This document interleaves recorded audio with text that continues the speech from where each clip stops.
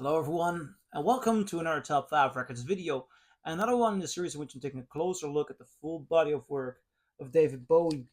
And today we have arrived in 1984 with this album, Tonight. Now, Tonight is an album I heard a lot of negative stories about, and I never really understood that before I started listening because my Bowie journey started with this DVD, The Best of Bowie. I was 14 years old and I bought the DVD box. I believe it has two or three discs, Best of Bowie, and it has these videos. And I particularly loved the videos and the songs from Tonight on that video, on the DVD box. Those were Loving the Alien and Blue Jean. So I thought, an album with those two lovely, lovely singles cannot be that bad, can it? Now, so a couple of years ago, I bought this, a very nice first European pressing of this album. It sounds incredible. The sound quality of this release is superb. It says it's mastered by Bob Ludwig, who's an incredible mastering engineer. I'm not sure if he also did the European one, although it does give credit to him. But with this sound quality, it might as well be. It's beautifully sounding. And then you put it on and you start with Loving the Alien, a 7-minute edition of Loving the Alien. I love that song. Its beat is incredible. I love the lyrics.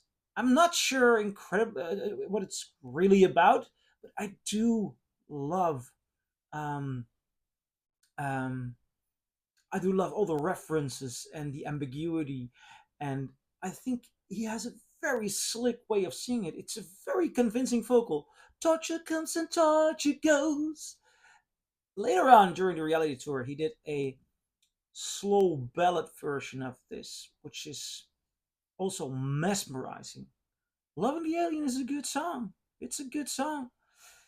Now the album is called Tonight, and I love the Tonight duet with Tina Turner. So what could possibly go wrong after the song Tonight, or after the song Loving the Alien? Well, apparently a lot. Don't Look Down, originally originally an Iggy Pop song, has been done tremendous harm here. He goes reggae. But Bowie's not going reggae with somebody who could nail reggae. Bowie thought that after the success of Let's Dance, he had to work without the producer Nile Rodgers to show that he could also be a hit making machine. Now, Don't Look Down is something that could never have happened around Nile Rodgers. Don't get me wrong, David Bowie is one of my heroes, but he was overconfident on this one. And if you take a closer look, as a matter of fact, one of the producers here said, I'm not sure if it was Hugh Patman or Derek Bramble, but one of them stated, Bowie was not so interested in doing this. So I think a song like Don't Look Down, going for the reggae approach, it must have been a roll of the dice for Bowie. Let's give it a shot, and not really caring what the outcome was. Now, Don't Look Down is bad, but it's not as bad as what's to come next. Bowie does a cover of God Only Knows, the Beach Boys classic. Let that sink in for anyone who hasn't heard the record. Bowie does a cover of God Only Knows. Now, I'm not sure if that song already had the legendary status in 1984 as it has now 40 years later. But since Paul McCartney has said that that was the best song he ever heard, I think it must have been a classic back then, and it might have had the same reputation as it has now. The thing is, there's debate amongst Bowie fans: is he a good cover artist or not? And I think that that debate really depends on the song. I think Bowie did an incredible version of "The Port of Amsterdam" by Jacques Brel, or "My Death" by Jacques Brel. I think he did an incredible songs, incredible job singing Imagine, for example, live a year before this album. I think he did an incredible job with the Modern Lover song Pablo Picasso or the Pixie song Cactus. He can really bring something to a cover. He can also completely destroy it, somewhat not understanding the definition of the song, somewhat not understanding the definition of his voice. I think he did a horrible job on Across the Universe. So did John Lennon think he did. God only knows is amongst his worst covers. It's amongst his worst. I mean, it is just a torture to sit through because one of the artist I love most is not understanding of what he is singing. He seems to not understand what the beautiful essence, the fragility of the original. I mean, that's a fragile song with full blown incredible harmonies. It's incredible how Brian Wilson and the Beach Boys created that, the fragility, but the full harmonies and the full orchestral sound. Yet it remains such a fragile song. And Bowie strips everything away, and nothing of any quality on that song remains. It's horrible. It really is. Then we go to Tonight, which before I heard it on the studio version first time, I always thought brilliant song.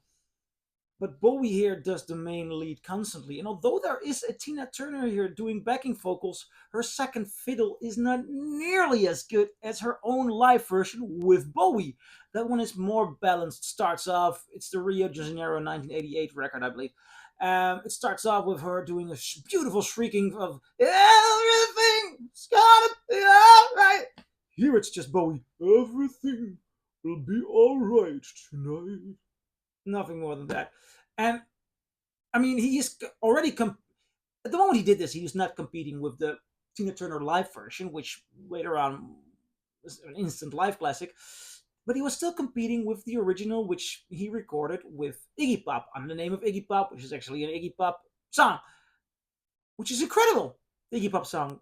What he's doing here is another cover or reimagining of a song that he co-wrote in a way that it doesn't hold any power, any essence. Then the other side, Neighborhood Treat, not a good production, doesn't sound good at all. I believe he played it live, and he knew how to nail it. Thank God. Blue Jean, I like that song. Lovely song. It's not a masterpiece, but it's a lovely song. Tumble and Twirl. I keep forgetting. And then Dancing with the Big Boys together again with Iggy Pop. This is not an easy album. It's really, really, really, really flawed.